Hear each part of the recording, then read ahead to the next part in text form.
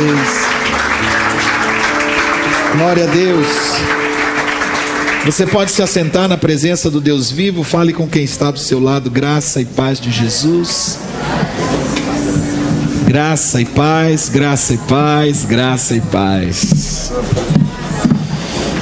Aleluia. Eu acho que alguns irmãos estão ainda sob o efeito da ressaca do carnaval, né? Porque os crentes podem não pular, podem não entrar nessa folia, mas em casa dormem mais, comem mais, né? E alguns ficam assim um pouco relaxados no carnaval. Então fazer reunião dia de terça-feira de carnaval é meio complicado, né? Os irmãos estão assim com aquela carinha de quem dormiram, estão aí descansados. Teve gente que foi para a praia, ficou na piscina, descansou.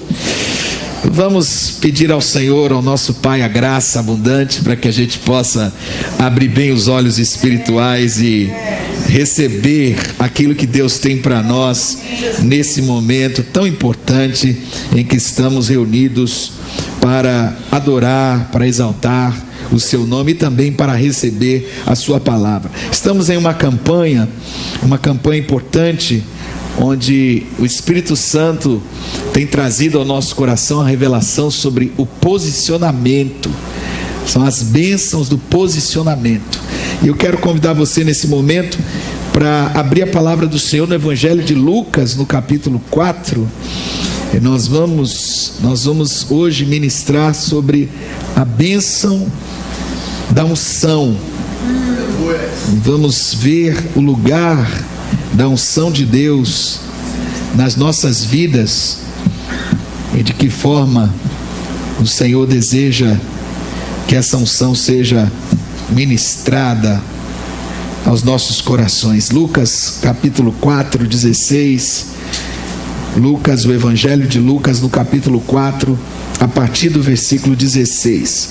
Chegando a Nazaré, onde fora criado, entrou na sinagoga no dia de sábado, segundo o seu costume, e levantou-se para ler. Foi-lhe entregue o livro do profeta Isaías, e abrindo-o, achou o lugar em que estava escrito: o Espírito do Senhor está sobre mim, porquanto me ungiu para anunciar boas novas aos pobres, enviou-me para proclamar libertação aos cativos e restauração da vista aos cegos, para pôr em liberdade os oprimidos e para proclamar o ano aceitável do Senhor. E fechando o livro, devolveu-o ao assistente e sentou-se, e os olhos de todos na sinagoga estavam fitos nele. Então começou a dizer-lhes: hoje se cumpriu esta escritura aos vossos ouvidos. E todos lhe davam testemunho e se admiravam das palavras de graça que saíam da sua boca, e diziam: este não é o filho de José? Nesse momento em que Jesus está iniciando seu ministério, ele faz questão de mostrar a importância da unção de Deus na sua vida. Porque Jesus, antes de começar o seu ministério, a primeira coisa que ele fez, quando ele ainda vivia no anonimato, ninguém o conhecia, a não ser como filho do carpinteiro José, foi durante a sua vida terrena, infância, adolescência, juventude, criado em Nazaré da Galileia, trabalhando ali com seus pais, servindo a sua família, e de repente ele aparece no Rio Jordão para ser batizado por João Batista, o último dos profetas, segundo a antiga aliança, o Antigo Testamento. E esse profeta, João, na virtude de Elias, no poder e na unção do profeta Elias, conforme havia sido anunciado pelo profeta Malaquias e outros, que este seria aquele que iria preparar o caminho para o ministério do Senhor, ele pregava o arrependimento de uma forma contundente. As pessoas vinham para serem batizados, e Jesus apareceu nesse dia em que, na agenda do Senhor, ele estava inaugurando seu ministério. Ele foi para se batizar. Ele não precisava se batizar, porque o batismo de João é um batismo de arrependimento de pecados. E o Filho de Deus não tinha pecado. Por isso, quando João olhou e viu o Senhor Jesus, ele disse: eis o Cordeiro de Deus que tira o pecado do mundo. E quando Jesus se aproximou dele, disse: Senhor, eu é que preciso ser batizado por ti. O Senhor veio para que eu te batize, eu não sou digno nem mesmo de desamarrar as sandálias dos teus pés. E o Senhor Jesus disse: deixa por agora, para que se cumpra a justiça. Ou seja, ele queria ser um exemplo para nós em tudo, e ele realmente foi em tudo um exemplo e um modelo para nós. E quando alguém quer se tornar um discípulo de Jesus, é inexcusável se, tendo a possibilidade de se batizar, não faz. Claro que pessoas que estão em situações extremas, como o ladrão na cruz, ele não foi batizado, mas Jesus disse: hoje mesmo estarás comigo no paraíso. Ele foi salvo pela sua fé. Portanto, não é o batismo nas águas que salva. Mas por outro lado, se alguém pode e não o faz, está demonstrando desobediência, porque o próprio Jesus, não precisando se batizar, se batizou. Quem somos nós para dizermos que não vamos nos batizar?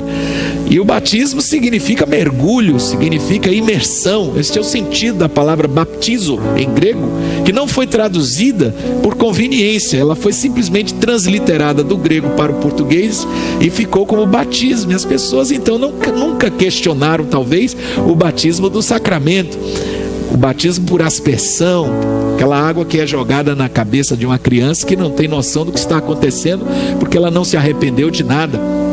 Mas o verdadeiro significado do batismo implica em mergulho. E mergulho tem a ver justamente com a simbologia da morte e da ressurreição do Senhor. E Jesus, saindo das águas do batismo, a Bíblia diz que o Espírito de Deus veio sobre ele em forma corpórea de pomba. Desceu sobre ele uma pomba naquele momento. E todos estavam ali vendo, e ouviu-se uma voz no céu que dizia: este é o meu filho amado, em quem minha alma se compraz. Este é o meu filho amado, em que minha alma tem prazer, disse Deus, dando testemunho de Jesus a respeito do seu Filho unigênito, Cristo, o Messias. E a gente se pergunta o que Jesus fez durante 30 anos da sua vida, no anonimato, para que Deus pudesse abrir a sua boca dos altos céus e dizer: este é o meu filho amado, em que minha alma se compraz. Jesus não estava pregando, Jesus não estava batizando, Jesus não estava orando por enfermos, Jesus não estava fazendo nada que pudéssemos dizer que seria um serviço a Deus, a sua igreja. E Jesus ouve do Pai, e toda aquela multidão recebe o testemunho de Deus de que este é o meu filho amado, em que minha alma se compraz. Por quê? Porque Jesus, antes de fazer, ele foi, ele é, e ele era e sempre será. E ele viveu 30 anos fazendo o que? Obedecendo, se submetendo, relacionando-se com Deus.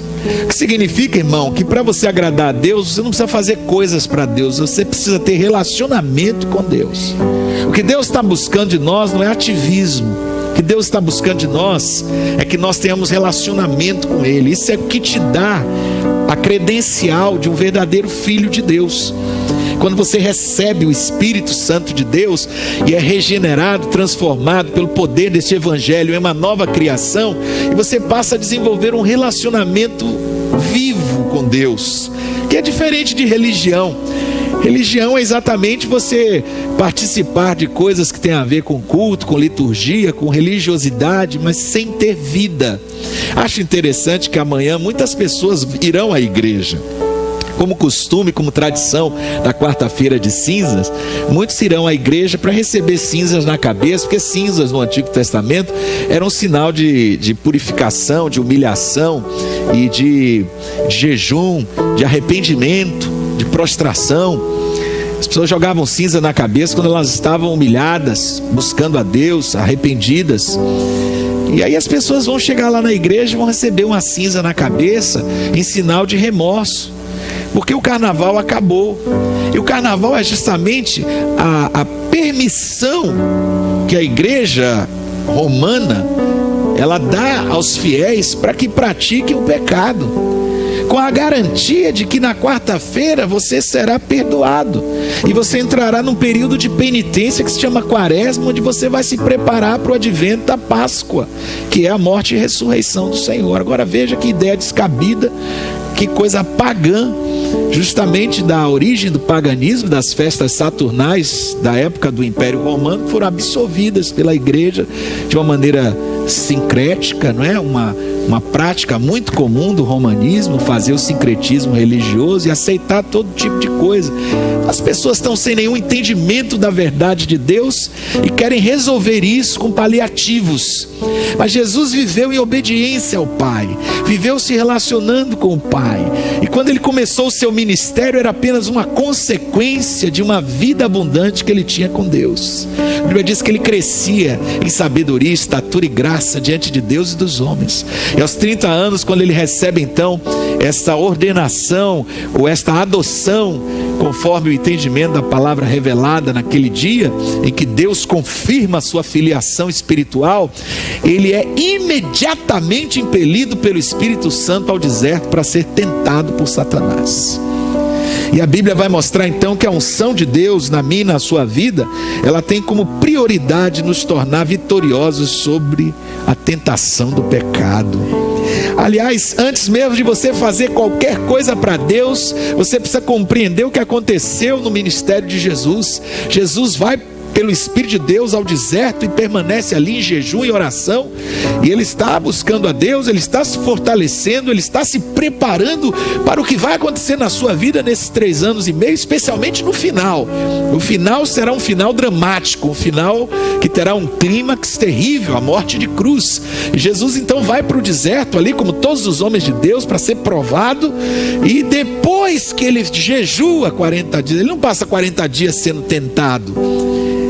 Depois que ele jejua 40 dias e 40 noites, ele está no auge desta preparação espiritual, o diabo em pessoa lhe aparece para tentar o Senhor Jesus, fazendo-o desistir do seu ministério, com 3 tentações específicas que estão reveladas no capítulo 4 de Lucas.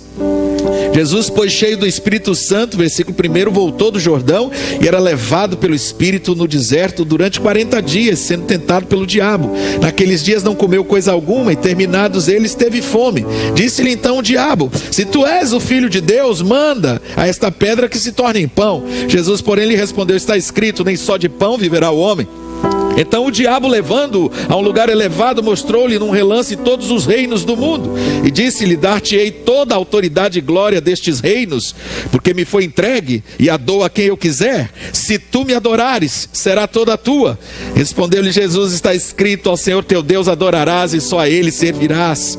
Então o levou a Jerusalém, o colocou sobre o pináculo do templo, e lhe disse: se tu és o Filho de Deus, lança-te daqui abaixo, porque está escrito, aos seus anjos ordenará a teu respeito, que te guardem, eles te susterão nas mãos, para que nunca tropeces em alguma pedra. Respondeu-lhe Jesus: dito está, não tentarás o Senhor teu Deus. Assim, tendo o diabo acabado toda sorte de tentação, retirou-se dele até a ocasião oportuna. Algumas coisas aqui nos chamam a atenção. Primeiro, que o Senhor é tentado, porque a Bíblia diz que ele é o meu sumo sacerdote, ele é o seu sumo sacerdote, e convinha então que esse sumo sacerdote fosse em tudo tentado, mas sem pecado. Ele prevaleceu sobre aquilo que é a nossa maior fraqueza. Portanto, ele se tornou um perfeito intercessor daqueles que padecem a tentação na carne, para nos dar a vitória. O sentido maior da unção de Deus na minha e na sua vida é uma vida de vitória sobre o pecado. Portanto, se você quer se posicionar corretamente para receber a bênção da unção, saiba que a unção não é apenas uma credencial para trabalhar, para servir, para fazer coisas para Deus. Ela também tem esse sentido. Nós vamos ver daqui a pouco alguns sentidos extraordinários da unção de Deus, mas o mais importante que eu queria chamar a sua atenção nessa noite é relacionamento com Deus, que Jesus vive durante 30 anos agradando ao Pai e recebe esta afirmação e confirmação de Deus no seu ministério. Segundo, a vitória sobre o pecado, a vitória sobre a tentação, o caráter do verdadeiro adorador, do verdadeiro filho de Deus, do verdadeiro discípulo do Senhor. Quando Jesus termina de ser tentado, a palavra diz que o diabo deixa ele por um tempo até a ocasião oportuna. O diabo nunca deixou de assediar o Senhor Jesus e de tentá-lo de muitas formas, de muitas maneiras. Até mesmo no Getsêmani, na última instância, no último momento da sua caminhada neste mundo, antes dele finalmente se entregar na cruz do Calvário, ali ele foi tentado. E ele orava intensamente, angustiado e abatido até a morte. Ele suava sangue. E ele pagou um preço por mim, por você, de santidade. Eu queria que você olhasse para essa pessoa e dissesse nos olhos dela: Jesus pagou um preço por você de santidade. Ele se santificou por nós. Ele pagou um preço até o fim da sua vida. Ele não cedeu em nenhum milímetro, ele não cedeu em nenhum segundo à tentação de Satanás, a tentação da sua própria carne. Ele disse: Pai, se possível, passa de mim esse cálice, mas que não seja feita a minha vontade, mas a tua. E ele se rendeu ao Senhor, e ele entregou ali na cruz o seu espírito, e morreu por mim e por você, e verteu o seu sangue para a nossa justificação. Portanto, a primeira característica que a unção de Deus vai produzir na vida dos verdadeiros discípulos é santidade. Diga santidade. 1 de João 2,15-17: Não ameis o mundo, nem o que há no mundo. Se alguém ama o mundo, o amor do Pai não está nele. Porque tudo que há no mundo, a concupiscência da carne, a concupiscência dos olhos e a soberba da vida, não vem do Pai, mas sim do mundo. Ora, o mundo passa e a sua concupiscência, mas aquele que faz a vontade de Deus permanece para sempre. Portanto, nós somos chamados a ser vitoriosos nessas três dimensões de tentações que todos nós enfrentamos na vida. É a concupiscência da carne, as fraquezas da nossa carne; a concupiscência dos olhos, porque os olhos cobiçam, os olhos veem, os olhos repetem os pecados; é a concupiscência do orgulho, da vaidade, da presunção de achar que tem alguma coisa, que há alguma coisa. Tudo isso é pecado e abominável aos olhos de Deus. E este mundo vai passar, e certamente aqueles que vivem no pecado perecerão, mas aquele que faz a vontade de Deus e prevalece sobre o pecado, esse permanece para sempre. Então a unção de Deus te dá vitória sobre o pecado, a unção de Deus te dá vitória sobre as tentações, a unção de Deus traz sobre você o selo do caráter de Cristo Jesus. Falamos sobre a bênção do caráter, agora estamos falando sobre a bênção da unção, porque a unção é a chancela do caráter de Deus na minha e na sua vida. Em segundo lugar, a unção gera compromisso. Diga comigo: compromisso. Um compromisso que começa com a igreja local, com o corpo de Cristo, com a vida no reino, uma vida que não é de independência, mas uma vida em família. Salmo 68, versículo 6: Deus faz que o solitário viva em família, liberta os presos e os faz prosperar, mas os rebeldes habitam em terra árida. Quantos aqui foram independentes de Deus e agora estão no reino de Deus? Levanta a sua mão. Se você era independente, agora você não é mais. E se você é dependente de Deus, aprendeu a viver em família, você não é mais solitário. Solitário é o rebelde que vive em terra seca, em terra árida espiritual. Mas aqueles que eram presos, Deus os solta, Deus liberta os encarcerados, e a Bíblia diz: e os faz prosperar. A unção de Deus traz prosperidade à sua vida em todos os níveis. A unção de Deus é a liberação de Deus para que você cresça, para que você prospere espiritualmente e consequentemente em todas as áreas da sua vida. E a mais importante característica dessa unção é relacionamento. Assim como ela gera em nós o relacionamento de santidade com Deus, ela vai abrir agora perspectivas horizontais. Nós vamos desenvolver relacionamentos saudáveis com a família, no casamento, no relacionamento em casa, no trabalho, com as pessoas com quem nos relacionamos, no trânsito, no dia a dia, nossos vizinhos, nossos irmãos em Cristo principalmente, porque a Bíblia diz que Ele faz com que nós venhamos habitar em família. O desejo de Deus para você não era que você vivesse como ovelha desgarrada, mas como ovelha do seu aprisco. E nós todos fomos chamados para viver como rebanho de Deus. Glorifique o nome do Senhor por essa vida maravilhosa que a unção de Deus nos proporciona, uma vida em família. Terceiro, a unção de Deus gera em nós discernimento. Um coração ensinável é a característica número 1 do discípulo. Discípulo é alguém que ouve, é alguém que recebe, é alguém que aprende, é alguém que tem humildade, é alguém que tem um coração quebrantado, é alguém que tem a capacidade de ouvir, de aprender, de receber. Ora, 1 de João 2,20: Vós tendes a unção da parte do Santo, e todos tendes conhecimento. Não vos escrevi porque não soubesseis a verdade, mas porque a sabeis, e porque nenhuma mentira vem da verdade. Quem é o mentiroso senão aquele que nega que Jesus é o Cristo? Esse mesmo é o anticristo, esse que nega o Pai e o Filho. Qualquer que nega o Filho também não tem o Pai. Aquele que confessa o Filho tem também o Pai. Portanto, o que desde o princípio ouviste, permaneça em vós. Se em vós permanecer o que desde o princípio ouvistes, também vós permanecereis no Filho e no Pai. E esta é a promessa que Ele nos fez, a vida eterna. Estas coisas vos escrevo a respeito daqueles que vos querem enganar. Então aqui, João está falando sobre essa unção que todos nós temos e recebemos do Senhor. A unção do Espírito de Deus para discernir a verdade de Deus, para ouvir a voz do Senhor e não sermos enganados. A unção de Deus te dá discernimento, meu amado. A unção de Deus te dá discernimento, minha irmã. Em nome de Jesus, preste atenção, porque isso aqui é fundamental. O discípulo de Jesus é alguém que está no caminho do aprendizado. Se ele tem um coração quebrantado, ele vai discernir, ele vai aprender, ele vai enxergar, ele vai conhecer a verdade de Deus. E aqui é claro que João está falando também no contexto da libertação. Ele está falando de espíritos que se levantam dentro da igreja trazendo uma palavra e muitas vezes precisavam ser provados, e a congregação tinha autoridade para provar todo espírito.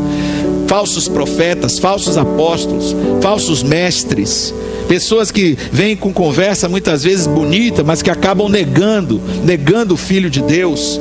Nem toda a doutrina é de Deus, nem tudo que fala de luz é de Deus, nem tudo que fala de amor é de Deus, nem tudo que fala de paz é de Deus, nem tudo que fala de boa energia é de Deus. Tem muita conversa fiada, tem muita coisa falsa por aí, por esse mundo, tem muita coisa falsificada, verdades falsificadas, que no fundo são mentiras, é o engano de Satanás para arrastar as pessoas para confusão. Mas a verdade de Deus é pura, e o Evangelho é puro e simples. E quando você recebe o Senhor, você recebe o Pai, o Filho e o Espírito Santo, e essa unção de Deus te faz permanecer na verdade de Deus. Então não abra mão, o que você recebeu, guarde no seu coração e não se deixe enganar, nem poluir por coisas que não vêm do Senhor. O Espírito de Deus te dá discernimento para você prevalecer nesses dias, em nome de Jesus. Em quarto lugar, o Espírito nos dá também autoridade espiritual. Isso é uma coisa maravilhosa da unção de Deus. A unção te torna ousado, a unção de Deus te torna destemida, te torna corajoso, te torna uma pessoa com mais autoridade no mundo espiritual. Isso vem da unção de Deus. 1 João 3,8: quem comete pecado é do diabo, porque o diabo peca desde o princípio. Para isto o Filho de Deus se manifestou, para destruir as obras de Satanás. Quem está cheio da unção de Deus destrói as obras do diabo. Seu compromisso agora no reino espiritual é desfazer o que o diabo está fazendo. É interessante isso da guerra espiritual, não é verdade? Nós estamos andando no caminho de Deus e o diabo está armando laços, está armando ciladas, está armando cova. Esse é o trabalho dele. A Bíblia diz que nós não devemos ignorar suas maquinações, e não ignoramos. Ele é astuto, ele trabalha com ciladas, ele não ataca necessariamente de frente, ele fica armando ataques terroristas. E aí a gente precisa de um serviço de inteligência, como hoje estão as nações totalmente preocupadas e aterrorizadas, tentando desmantelar as células terroristas. Assim também a igreja de Jesus, a igreja tem um serviço de inteligência, são os intercessores, são os irmãos que estão orando, a igreja está em guerra, a igreja está discernindo a guerra espiritual. A nossa luta não é contra carne nem sangue, é contra o diabo, os terroristas do inferno, que andam preparando ciladas e atentados e ataques para destruir a minha vida, a sua vida, destruir a nossa casa, destruir o projeto de Deus na nossa vida. Mas nós estamos com a unção de Deus para desfazer as obras de Satanás. Nós somos como aqueles esquadrões antibomba. Nós somos orientados por Deus sobre um ataque. Nós vamos lá e de repente está ali 30 segundos, 29, 28, 27, 26, e a gente ora e vai lá, corta o fio certo, desarma a bomba. Mais uma foi desarmada, mais vidas foram salvas, graças a Deus. Quando a igreja está trabalhando, quando a igreja está pregando, quando a igreja está orando, Deus dá discernimento para desfazer as obras de Satanás. E assim você tem que ser na sua casa, assim você tem que ser no seu trabalho. Você chega para trabalhar e Deus te dá um discernimento, você está no Espírito, você ora e Deus diz: olha, o Espírito Santo te avisa através de irmãos, da palavra, em sonhos. Deus fala, diga comigo, Deus fala. Ele fala, ele mostra, ele revela. E aí você diz: olha, armaram alguma coisa contra a minha vida. Ou alguém te fala, revela, ora por você. E ali naquele momento você, junto com os irmãos, em concordância, em unidade, desfaz, quebra, destrói. Qualquer coisa que o inimigo tenha feito está destruído em nome de Jesus. Toda arma preparada contra você está desfeita em nome de Jesus. Às vezes respinga alguma coisa, às vezes no estilhaço uma coisa lhe atinge, você diz: meu Deus do céu, o que foi isso? É o Senhor provando o seu coração. mas você não morreu. O diabo tentou te tocar, mas Deus deu um limite a ele. Você pode aprontar com meu servo, mas a vida dele não toca, porque ele é meu, porque ele é meu, porque ela é minha. E aí às vezes você passa por uma prova, por um estreito, você diz: Deus, o que está acontecendo, Senhor? Por que o Senhor não revelou? E o Senhor disse: eu revelei, eu mostrei, você que não ouviu.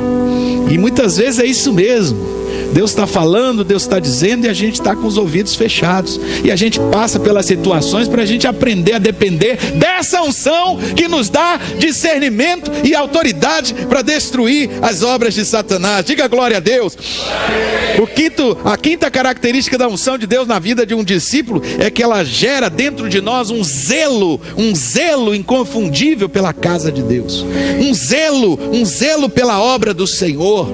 Os verdadeiros discípulos, eles têm zelo da casa de Deus. O zelo de Jesus era muito grande. O zelo do Senhor, ele se consumia pelo Espírito Santo ao ver os vendilhões do templo, ao ver aquela turma toda da religiosidade ali, os cambistas, e o povo na sua ignorância espiritual, e aquele zelo consumia o Senhor. E Deus está buscando homens e mulheres zelosos. Isaías 59, 16, 17. E viu que ninguém havia, e maravilhou-se de que não houvesse um intercessor, pelo que o seu próprio braço lhe trouxe a salvação, e a sua própria justiça o susteve. Vestiu-se de justiça como de uma couraça, e pôs na cabeça o capacete de salvação, e por vestidura pôs sobre si as vestes de vingança, e cobriu-se de zelo como de um manto. Esse é o nosso Deus. O nosso Deus é um Deus zeloso, é um Deus ciumento, é um Deus que arde de ciúmes por nós, é um Deus que não quer ver você 1 milímetro fora do projeto dele. Essa unção de Deus é para te alinhar, é para te posicionar, é para te colocar na posição certa. Eu quero declarar sobre a sua vida uma coisa importante nessa hora. Esse testemunho, eu já disse aqui, muitos irmãos têm que mudar a sua linguagem e começar a falar da seguinte maneira: eu me posicionei. Eu me posicionei. Quando você começar a perceber bênçãos acontecer na sua vida, pode dizer para uma pessoa que lhe perguntar: como foi isso, irmão? Eu me posicionei.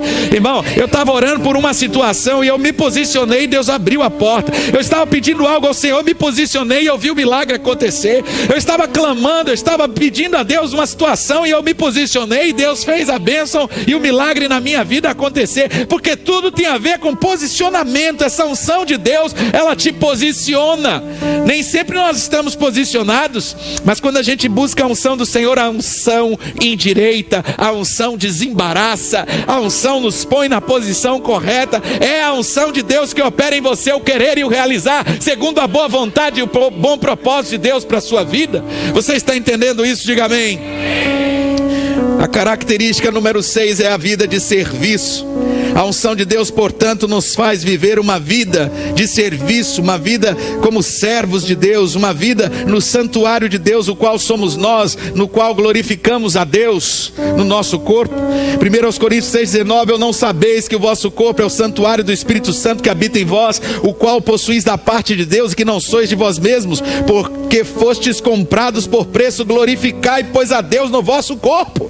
Quando um homem de Deus, uma mulher de Deus se consagra, ele diz: Senhor, meu corpo, minha alma, meu espírito são teus. O que é que significa isso? Que seu tempo, seus dons, seus talentos, sua energia, sua vida, você quer dedicar ao Senhor. Aqui dentro, lá fora, em todo lugar, você é um servo de Cristo. Você é uma serva do Deus Altíssimo. João Batista serviu a Deus, Maria serviu a Deus, todos os discípulos de Jesus nos seus dias serviram ao Senhor. Os apóstolos nos dias da igreja primitiva, e os discípulos, os diáconos e todos que faziam parte da verdadeira igreja do Senhor, tem sido assim de geração em geração. Tem uma multidão que anda acompanhando a igreja, sempre terá uma multidão atrás dos milagres, uma multidão atrás das bênçãos, mas existe também um grupo de servos do Deus vivo, que não dobraram os seus joelhos a Baal e receberam unção do Senhor para servir com seus dons e talentos à casa de Deus, ao povo de Deus e ao reino de Deus. Então, se você está cheio da unção do Espírito, essa unção te mobiliza para o serviço. Deus não quer ninguém de braços cruzados, Deus não quer ninguém parado em 2016. Esse é o ano de você se levantar para o serviço, esse é o ano de você se levantar para fazer algo para Deus, esse é o ano de você dar frutos para a glória de Deus. E a última característica, são 7. Somente isso aqui dá um livro. São 7 princípios da unção de Deus na vida de um homem, de uma mulher que teme ao Senhor. É a habilidade para pregar o Evangelho. Vamos voltar para o texto original em que o Senhor Jesus disse: o Espírito do Senhor está sobre mim, porquanto me ungiu para anunciar as boas novas aos pobres, enviou-me a proclamar libertação aos cativos, restauração de vista a cegos, e para pregoar pôr em liberdade os oprimidos e apregoar o ano aceitável do Senhor. Então eu queria declarar sobre você uma unção para dar frutos esse ano em nome de Jesus. Gente, olha aqui para mim.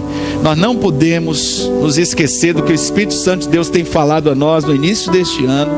A igreja precisa sair das quatro paredes. E a estratégia que Deus tem usado nestes últimos dias, não só aqui no Brasil, mas em todo o mundo, que mais tem trazido resultados para o crescimento e a explosão da multiplicação de discípulos na igreja, é a visão celular. A igreja em pequenos grupos, a igreja em grupos caseiros, em grupos familiares, a igreja que se reúne nas casas, a igreja que sai pelas ruas, a igreja que não tem limitação geográfica, que se reúne no shopping, se reúne na praia, se reúne no parque, se reúne na praça. A igreja que está em todo lugar, a igreja que se movimenta, a igreja que vai por todo mundo pregando o evangelho a toda criatura. É muito conveniente estarmos aqui sentados esperando que as pessoas venham. Nós temos que convidar, nós temos que trazer, nós temos que insistir, nós temos que pregar o evangelho a tempo e fora de tempo. E a gente não faz isso se não for na unção do Espírito de Deus. Portanto, eu quero declarar a bênção da unção sobre a sua vida, e com ela a multiplicação. Eu quero declarar a bênção do Senhor, da unção do Espírito esse ano sobre a sua vida, como discipulador, como fazedora de discípulas, como pai de multidões, como mãe de multidões, como homem de Deus que se levanta para viver o seu chamado este ano de fazer discípulos, como mulher de Deus que se posiciona na casa de Deus e começa a influenciar pessoas e fazer discípulos em nome de Jesus. Deus está te chamando agora para você tomar posição diante da unção dele. Eu peço que você fique de pé na presença do Santo de Israel, na presença do Deus poderoso. Nós vamos orar agora e nós vamos crer que essa unção de Deus está movendo em nossas vidas de uma forma sobrenatural. Essa noite nós não vamos ungir com óleo, mas no final desta campanha nós